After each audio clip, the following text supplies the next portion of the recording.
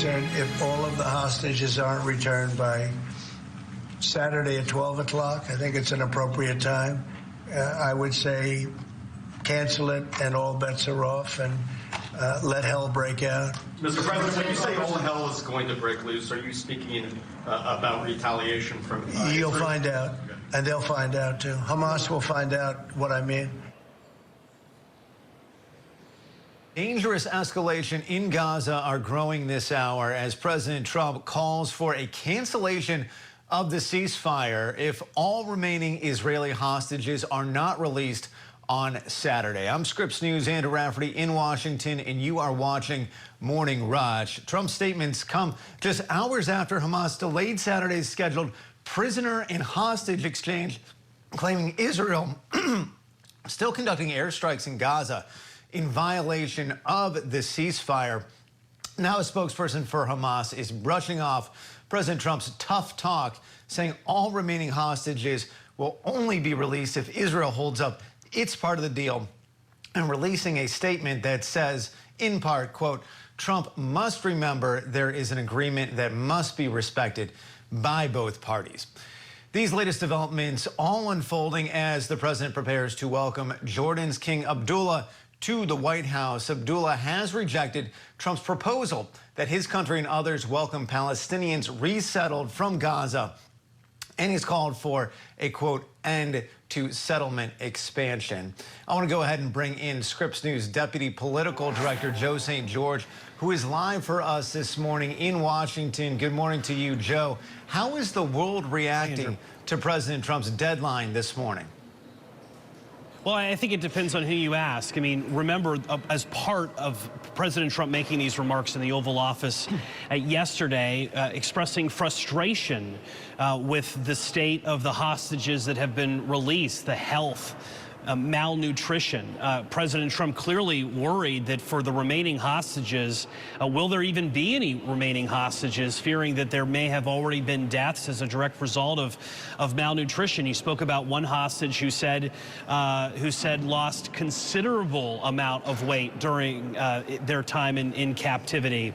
So all of this now, we put a giant circle around 12 p.m. Eastern time on Saturday, although President Trump did leave the door open to really letting this be Benjamin Netanyahu's decision, that it will be up to Israel as to whether or not this ceasefire breaks apart or stays in place. Remember, as of this morning, Hamas has released about half of what the promised amount of hostages that they said that they would release during this phase one of this very fragile ceasefire. But in short, this news makes this very precarious ceasefire, which was always fragile, even more fragile.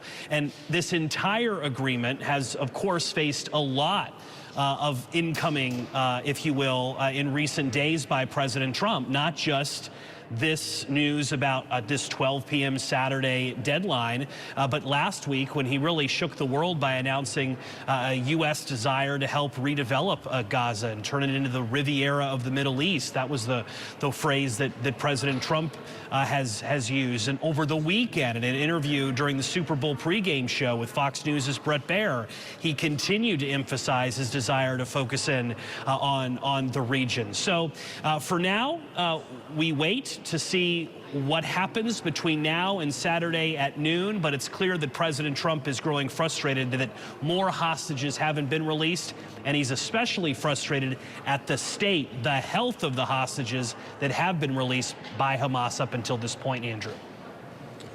Yeah, and Joe, thinking about that surprise announcement from President Trump related to Gaza last week, of course, we're going to see King Abdullah of Jordan at the White House today. How potentially awkward does that make this meeting between these two world leaders? Well, let's just kind of get everyone caught up to speed as to why this meeting matters, right? Part of President Trump's plan to move those in Gaza right now involves Jordan, involves places like Jordan opening up their borders and housing the people that currently live in Gaza, something that Jordan has repeatedly rejected over the years. So this could be a very awkward meeting, because President Trump clearly wants Jordan to play a bigger role than they have publicly expressed up until this point in what Gaza may look like going forward.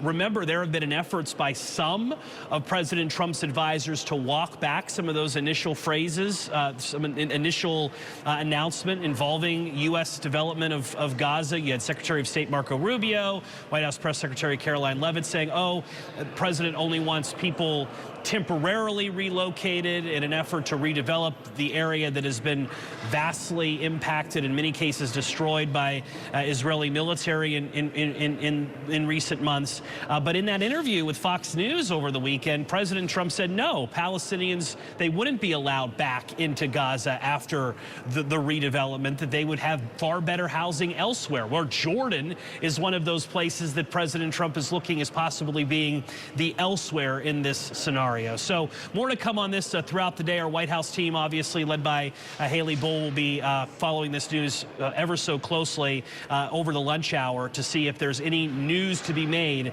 again, in what is a very delicate, very fragile, very consequential period of time when it comes to that ceasefire between Israel and Hamas. All right, our Deputy Political Director, Joe St. George, for us live up in Washington. Joe, thank you. Happening